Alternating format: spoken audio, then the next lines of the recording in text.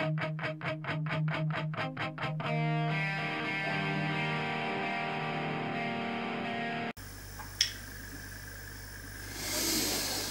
YouTube, how you doing? I know what you're thinking. It's not definite yet, by the way. So as the title of the video suggests, this is to do with the ENCORE label, which is of course Elite's re-release label for the most part. Yeah, basically I was watching a video recently and so I'm picking up a few games and also had some ENCORE releases in there. And one surprised me actually, a game called Harrier Attack, which if you're old enough as me, you probably know. Basically it's a very old horizontal scrolling shooter, bombing run sort of thing as well, for the most part. Amsoft on the Amstrad, and it came bundled with the 12 pack. It got free with the Amstrad CPC, if you bought that bundle of course.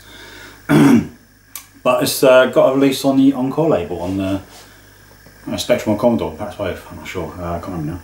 So that surprised me. So I did a bit of digging, a bit of searching, a bit of scouting, and just looking up games on the ENCORE label for the Amstrad, because I have a few. I've got 9 actually, I've got 9, I haven't got many.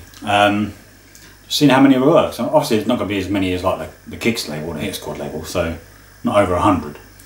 And come on the list here in the book, and at the moment I've got 42. I haven't done proper like research on it, it's like the last couple of days. And I was like, that's probably doable, to be honest. And I asked myself, have I got room for these? Not really, no. Is it doable? Probably easier to do than Kicks, which I'm still working on. Am I mad? Most definitely, if I do it. So I don't know, but I thought I'd show you the ENCORE games I have, because Elite did some good stuff actually, like mid 80s to late 80s. They did a lot of arcade conversions. The majority of the games were arcade conversions. 48 bits, and they moved on to the 16 bits.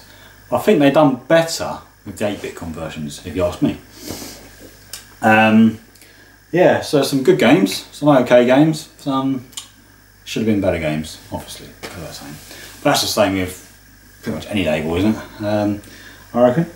So, yeah, without further ado, ENCORE then. Arcade conversions. A lot of these first few games are arcade conversions, like I say, so on with it then. First up then is Ghosts and Goblins. It's decent on the Amstrad, it's okay, it could have been better. So ENCORE then, their game cover is on slightly under tilt and often a little badge there saying something. This one says a crash smash, so very much liked on the Spectrum. Amstrad was okay, I think. I'd say it could have been better. Get a free on the bottom, on the back there, so you can see all 3 screens. Sets change colour actually, different colours. So yeah, not bad. Has been a remake of Ghosts and Goblins the last couple of years. It's just for the Plus machines, or it's just any old Amstrad, I'm not sure. But there's also another one in the works, that was really good by the way. Another one in the works for the 618 Plus only. So a very small group of people can actually play that. Does include me actually. Decent game. Yeah. Next up then, arcade conversion, 1942. Strangely enough, maybe it's the first one or something, I don't know. This hasn't got a badge. It doesn't say like ENCORE release number 1 or anything like that at all, you know. Yeah, you know 1942, don't we? You all know that. It's okay on the Amstrad. It could have been nicer, a bit neater, a bit better presented. Very basic. Its sequel come out on the Kicks label. Oh, good. Yeah, that was more colourful. Music playing for that, which did get irritating after a while. This has music on the title, but not much going on screen.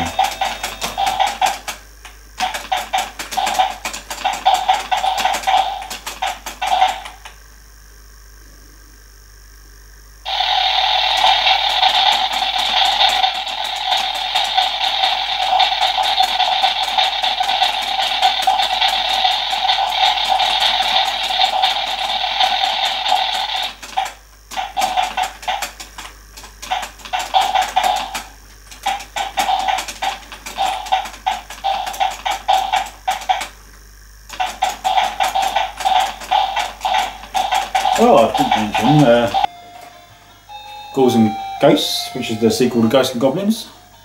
Kicks release as well, of course. Right, next up then. Christmas number 1, 1985. Commando. Another game. I think Commando looked quite rough, if you ask me, compared to similar games around like the Rambos, the Harrier Warriors, even Who Dares Wins 2. Again, 3 screens on the back. A playable game, don't get me wrong, but I just think it could have been nicer on the Amstrad. Compared to them games I just mentioned, it's the least likely one I'd play, probably so it doesn't make it terrible. Now this next one, just mentioned, I played it a hell of a lot back in the day, and if I have the Amstrad set up now, it's one of them games I'll possibly load on cassette if I've got a cassette one set up. Of course, we've got emulation these days, so I don't need to really load cassettes up. Anyhow, Harrier Warriors. Brilliant, what's that say? CU Screen Star, so Commodore user, isn't it? That's it, yeah. Game graphics on the back, not a specky port, hey! It's all cartoony graphics actually, but it's a very playable game, especially for 2 people. You've got a friend. It's even better, I suppose, isn't it? Brilliant, yeah, Harrier Warriors. Sequel, Victory Road. Don't think that got a re-release at all. I quite liked it, not many people did, but I quite liked it. Basically the same thing, but a supernatural sort of theme in places. Hey ho, bit of a Harrier Warriors then? Okay. Yeah, as you can see, the Harrier Warriors then. Quite cartoony graphics, but wonderful gameplay, especially with 2 players.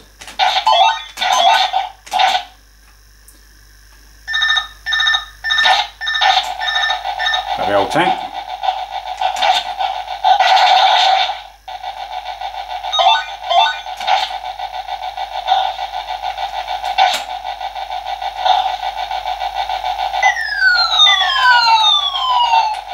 Have some of that.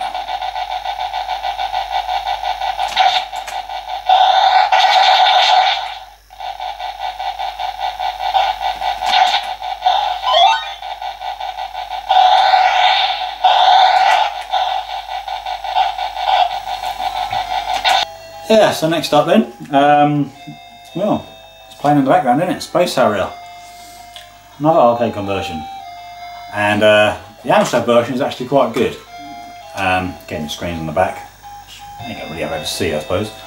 But what made the Amstrad version good was the fact that they used wireframe graphics instead. So they kept the speed up. Doesn't show it there, unfortunately. It is faster than that, trust me. But it makes it a really good playable game. The sequel, the Grand Slam made it or something like that. Obviously about 2 or 3 years later was like full colour graphics. Oh yeah. Yeah. I'll show you that, I can't remember. I'm sure. Yeah, Space Harrier. Really good. Next up then, Game of the Year apparently. Not sure for what system, but I'm gonna say it anyway, ain't I? I loved this, enjoyed it again back in the day like Harrier Warriors. It's one of the games I'd play. I certainly load up and play back in the 80s. Remember the Amstrad Action Review, and yeah, they liked it. One thing missing from it. So it had, show you the back, see that screenshot at the bottom there. Full 16 colour graphics for the Amstrad, as it could. Decent scrolling, very, very playable, as you expect from Paper Boy. No sound at all, absolutely no sound whatsoever on the Amstrad version. There was a Spanish release, if I'm right, which had less colours, and didn't look as nice. It had music or sound effects, something like that. But I'm not interested in that, so let's see some Paper Boy, shall we? So yeah, as you can see, it looks fantastic, plays really well, scrolls quite nicely. No sound at all.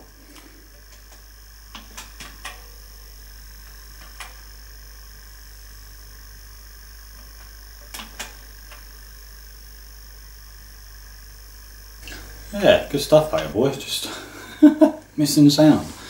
Yeah.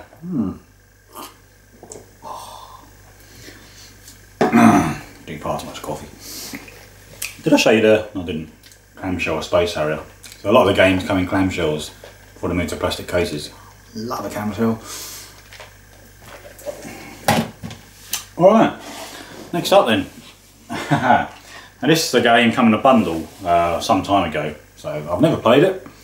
According to this, it's previously an unreleased game, and it's Spitfire. Excuse me, oh man. Came out in the ENCORE label anyway. So again, come out on 3 systems, screens on the back. Oh, I've got gas now. I think it's like not quite a horizontal scrolling shooter as such, but not a perfectly blue cassette. Like that. But it's not like a, say, Harrier Attack. I suppose you could say it's a horizontal kind of shooter. Speaking of which, what did I say already? I can't remember. Harrier Attack. Now that's an interesting one because that was in this pickup video I watched, and on the ENCORE label, and come out. What I've looked at, found out, come out on Spectrum and Condor on the ENCORE label, not the Amstrad, but that's probably because it got bundled with the Amstrad CPC 464 and 12 pack of games, so there's probably no gain for them doing that. That's what I think anyway. It wasn't very good anyway. It's very nostalgic, Harrier Attack, but it's not something you're really gonna play. But Spitfire, I know nothing about it, so here we go. Okay, next up then, I was looking forward to this game back in the day, and a couple of years ago, or probably a few years ago now, I bought it for the Amiga because it's a big box, and I bought it for the cover, not for the game. The game's average at best on the Amiga. On the Amstrad, it might be slightly better, despite the fact it's more or less a specky port. Fast and Furious driving action apparently. That game is Overlander. Now this was like a wannabe Road Blasters of sorts. Perhaps added a few more things to it. You have to get from one base to another. I mean, collect stuff or deliver stuff, but obviously you just shoot a thing aside along the road as you go. And yeah, you got your same things. You know, you can equip your car, stuff like that. It's still okay on the Amstrad. You know, I don't mind it. It's just I wanted so much more on my Amstrad back in the day. You see these colourful games. I mean, I can name tons and tons of colourful games. Then you got these. I've said it before. Yeah, basically specified games. Specified. There you go. That's a word. This could have been better. I mean, Road Blasters was pretty much 16 colours, so why can't this be? Eh? I don't know. Anyway, got it. Overlander. Big box version on the Amiga I bought just for the cover. There it is. In all its glory. I've got many Elite games actually for the Amiga, but that's not something I'm thinking of doing either. Yeah, that leads us to the final game, which is currently loading.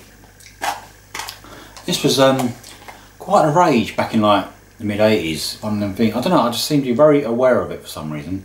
That, along with likes of Mask, Master of the Universe, Transformers, all these TV series, and I actually got a original Transformers film from like the animation. Still sealed, not watched it. Anyway, yeah, all these games got obviously the 8-bit computer releases.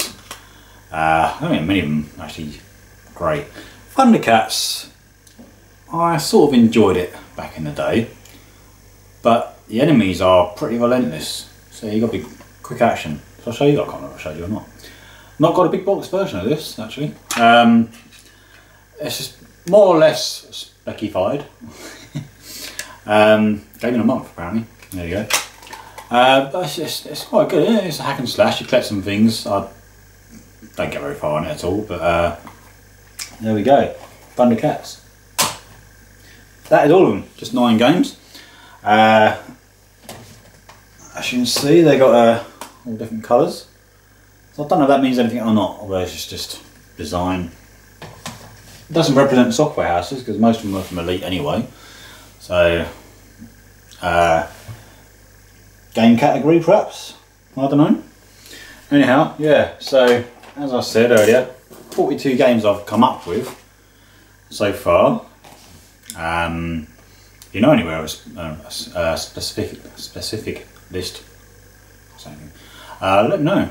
Yeah, so other games to be coming out. I think the only Bond one was Live and Let Die, which is interesting, but that's going to be hard to get, I reckon. Both Dragon's Lair games, Dragon's Lair 1 and 2. Ace and Ace 2 come on one cassette, an encore release, so that's going to be, I reckon that'd be hard to get. You can get old Ace quite easy. Elf 1 and 2. Battleships. A Question of Sport. Ooh. Mike Reed's pop quiz. Yeah. No, you know that is, you'll be alright, I think. What else? Batty, which is like an Arkanoid clone. Bombjack 1 and 2, they're good games. Well, I like Bombjack 1, I was keen on 2. Buggy Boy, I like Buggy Boy, but it was a bit slow on the Amstrad, but it's still a good playable game. Turbo Spree, I mentioned earlier. Oh yeah, I missed out on that one actually a while ago. But I do have it. On the Big 4 compilation anyway. What else? Saboteur 1 and 2. There we go. Saboteur games were specky. I think all the versions were basically specky ports, but they were good games, of course. So again, Durrell software. So 42 games. If you know any different, let me know. Of course, it's for the Amstrad. They did differ for the systems. Like I said, Harrier Attack appeared on the Spectrum and Commodore. I don't think it got an Amstrad release. I think there may have been a few other differences. One game I wasn't too sure about was called Duet, which wasn't a very good game anyway, but I'm not sure that got an encore release. That just appeared on the compilation, 6-pack compilation, I think. There we go. Now, do I or not? I don't know. See what you say to this. Is it doable? Like I said earlier, quite possibly. A couple of hard ones to get. It won't be as hard as the Kicks one, or expensive, I don't think. I say expensive, I mean a couple of Kicks games. So one went, was it Mercs or something, went for over 100 quid or something, I can't remember now. I don't know, we'll see how it goes. Anyhow, I've waffled on enough I think, so keep a lookout, there might be more encore videos. I'm not too sure yet. I haven't really got room for them, but I don't know, it's just a bug, isn't it? It really is, it's just an addiction we do. Stick around for a very poor gameplay of some of this probably. I'll do that on the end of this video, and if not, thanks for watching, I'll see you again soon. Bye for now. Alright, bit of Thundercats then. This won't last long because it's bloody hard. Remember, I ever live in what holds the eye of Thundera. That's it. There you search for it. Well, I'll give it a go. Whee! Have some of that. Have some of that. Have some of that. Yeah, come on. Oh yeah. Oh. Haha.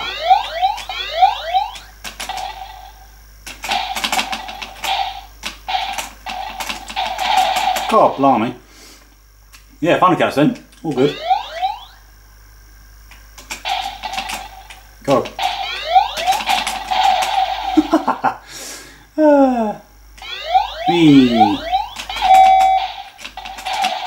Oh, I picked up something then, I don't know what it was.